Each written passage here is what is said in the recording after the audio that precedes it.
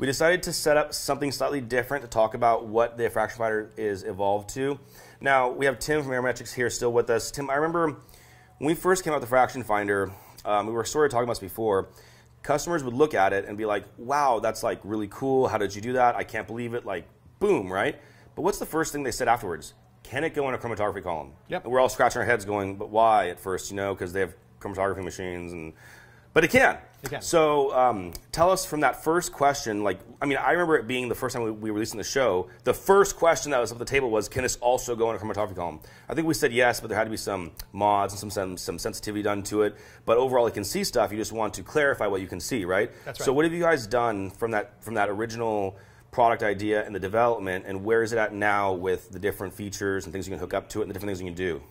Yeah, so initially, when people were talking about chromatography, it was making sure that they can see THC, and a lot of times if they're processing stuff that they don't want to be hot, they don't want to have the THC. And luckily, that's a place where Fraction Finder really thrives.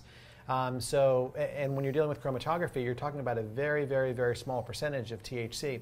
So what we did is the original sensor worked okay, but we created this ultra-sensitive sensor. And what we actually did is we made the fraction finder, the signal to noise, just much, much more sensitive, so it can detect much lower levels of THC, which started becoming very, very useful in chromatography.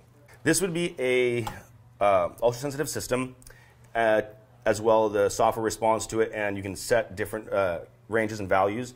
But here we have a chromatography column. So along with the fraction finder doing its own little thing, the user would eventually, yes, have to learn how to do chromatography.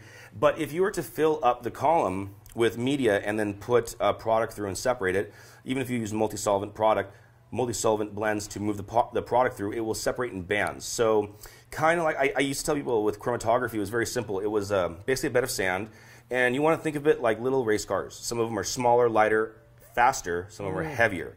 So the lighter, faster molecules will rush through like a race, and they will band out at times and then come out with a specific fluctuation of a density. So that fluid coming out for this amount of time will be one fraction, and then it will clear up a little bit, and the fluid coming out the next time will be another fraction. Believe it or not, this is just like in motion chromatography. So where a large machine might have a 99.9% accuracy on ultraviolet signals and the graphs you get, this one is still just as accurate, but it's for bulk uses. So a lot of customers can run large tanks. I think Breaking Dabs has a large tank, and he runs gallons of this with a fraction finder and a pump under it to find the fractions that he wants and knows where it's coming out, as an example. So a lot of customers can actually flush the fluid through here, and at a certain period of time, they'll see a certain spike. And then that spike goes down because that fraction, the density in the material and the fluid flowing goes down. So the next fraction comes out.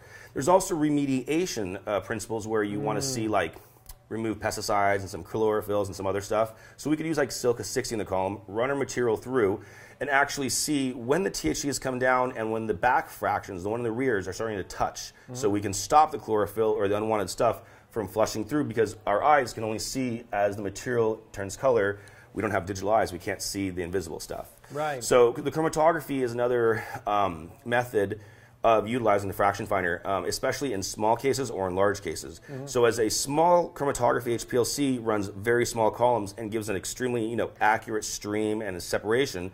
When you're doing major scale stuff, you're not looking for that last one, that last fraction of a percent. You just want to separate the main portions out of everything, and this will tell you what you're doing. And a lot of times when users ask, how does it work? It's hard to say. Start running your fluid through there and watch for the pattern, and you start to see, oh, hey, I have a huge amount of THC coming out here, and on the back end, the THC is done, and I'm getting chlorophyll or lipids or other things that are coming through there. So it does help in chromatography as well. Gotcha. Do you think when you're doing chromatography, and chromatography is not trivial, like you need to be kind of sharp to figure out how to do all this stuff. How do you think it might be able to help train someone? Like if I know chromatography and I'm expanding and I want to train someone else to do chromatography, how do you think something like this might be able to help? As a user who's experienced with chromatography, most of the ones I talk to, you always have the one guy in the lab who knows it, and the rest of the guys who are just copying the principal process. Yeah. And they're slightly guessing because they're saying, whoa, we'll run about 5 liters through there, and you push your fraction out, and then somewhere around there you'll start seeing the bands move and push another 10 liters through there. Well, wouldn't it be really cool if like you could see when the spike is up and when the spike is down? So it's going to help all users, especially if you're learning from scratch. You can actually put a remediation powder through this, push some kind of a dirty extract through there, and see an actual difference, and then know that, hey, I've pushed my cannabinoids through there. There's nothing left. Why am I putting more fluid through there? Right. So you can immediately switch over and start putting acetone, clean the column out, and then when the spike goes away, the acetone is showing clean acetone. So you can redo the process. So it has a lot of different functionality in the instance of chromatography or extraction. Gotcha. So it can help with training, can help validate what you're doing anyway. And what about the research aspect of it? A lot of people keep that to themselves. We rarely hear exact numbers, and I think the reason is because everyone's extract is different. Yes. And so it helps individual people research where they want to extract it. And I tell a lot of people with short pass, I could tell you my process is 200 degrees or 150 degrees, but you can't replicate it unless you have the same process, same feedstock, same pumps, same everything. So when someone gives you a tip on how to do chromatography, you may not even be in the right zone. You might be there, but not in the exact spot, and this will help you find it. What if your media is denser and it takes more solvent to go through, or less solvent? What if your product isn't as dirty and it rushes through quicker? It'll help the user learn and see what's going on. It's really cool. I like it. Excellent. Practice right of chromatography.